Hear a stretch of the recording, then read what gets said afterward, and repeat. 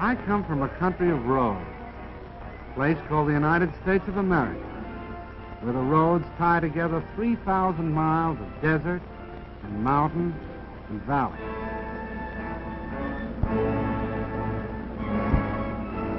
Because of the automobile, Americans who live 100 miles from each other are as close neighbors as the man next door.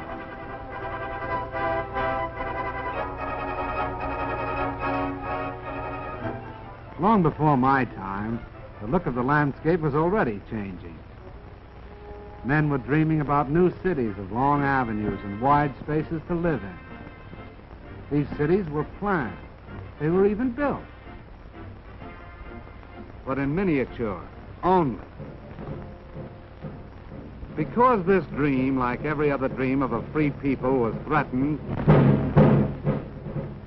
the men of my country went to war.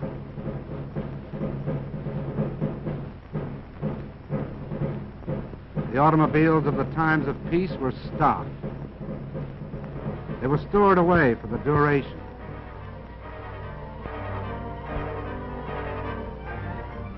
A new kind of army mule on wheels was needed to keep up with the motor divisions that took to the highway. And that's what I was going to be. The job of figuring me out was given to the automobile industry.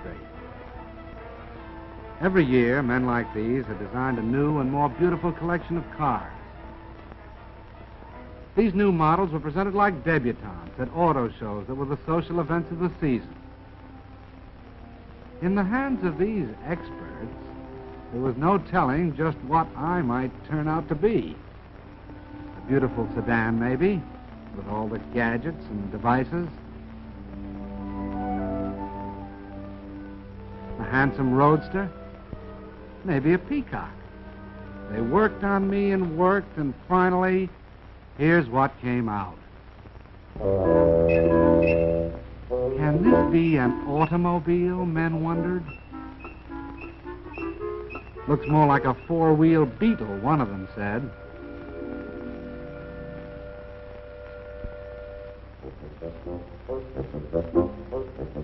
No, I wasn't too proud of myself back there at the start when the Army first looked me over. Then they sent me out on the road. They tried to drown my motor, but my ignition was set too high for that. They tried to break my back on roller coaster roads. When I held together, it looked as if the Army and I might somehow get along because they gave me a nickname. From the words general purpose, they took the G and the P. They called me Jeep. It sounded more like a noise than a name. Then it really began. I was sent out on maneuvers. This Army was getting tough. Could I keep up with them? Was I good enough? How did I know? All I could do was keep my fenders straight, my gears grinding, and hope for the best.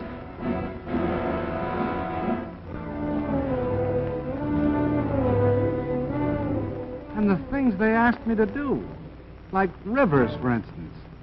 I had to be light enough to cross water in my own canvas tarpaulin. Lucky I didn't weigh more than 2,200 pounds. And it was lucky that I wasn't any bigger than 11 feet long and 5 feet wide and 3 feet high. Because when the outfit took to the air, they expected me to go right along with them.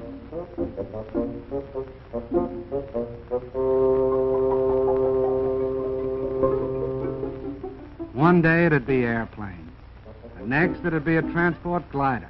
And if I wasn't riding in them, I was pulling them up into the sky. Lucky I was 60 horsepower strong.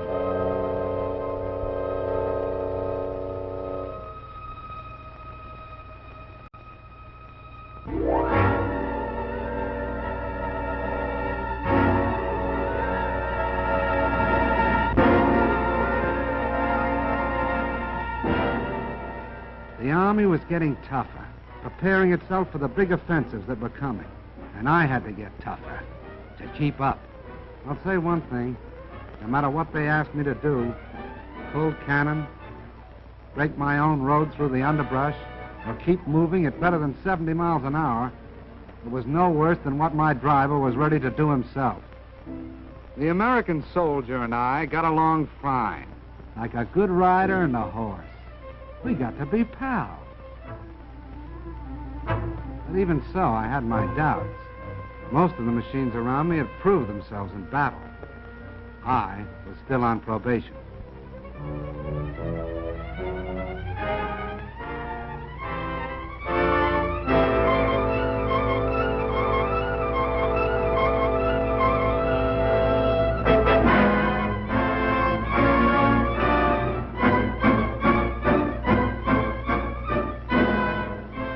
I did about everything a machine could do to stick with that army. I stood up to gunfire and mounted a gun of my own. I laid down smoke to hide the tanks that followed. I helped out wherever I could.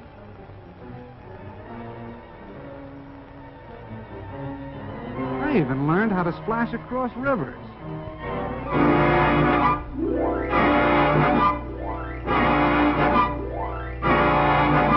With a boat arrangement built around my middle. But I didn't know yet whether I was accepted until all of a sudden I found myself in mass production.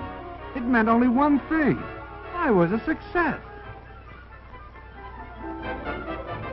I was getting turned out one every 2 minutes. 30 jeeps an hour. What do you think of that? All of a sudden, I found that I was a popular kind of character. I was marching right up there in front with the band.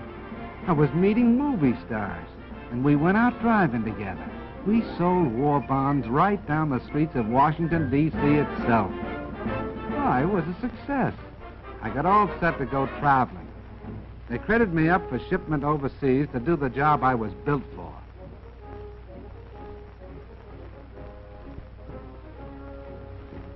I was sent over by the thousands. And I traveled with the guy I liked best, my pal, the soldier. Wherever he goes, I go.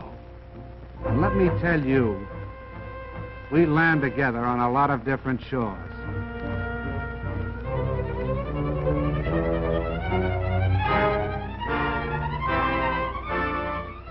I went to work in the South Sea Islands. I fought mud in North Africa. I went sightseeing in Egypt. And in China, I teamed up with General Stilwell, with General Chenault and his Flying Tigers. I kept from freezing up in Alaska and from boiling down in Timor. I traveled with General MacArthur in New Guinea. I was a success. I hobnobbed with famous people, like Wendell Willkie, with King George, and Queen Elizabeth. I went out with presidents. I was with Mr. Roosevelt in Casablanca. And I was part of the victory in North Africa. I was a success.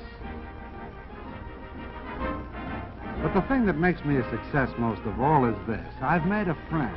I mean the soldier. Wherever you see one of us, the other won't be far behind. And that goes for now, when we're fighting together, and for after the war, when we'll be building together. Because the rumor is going around that the Jeep is here to stay.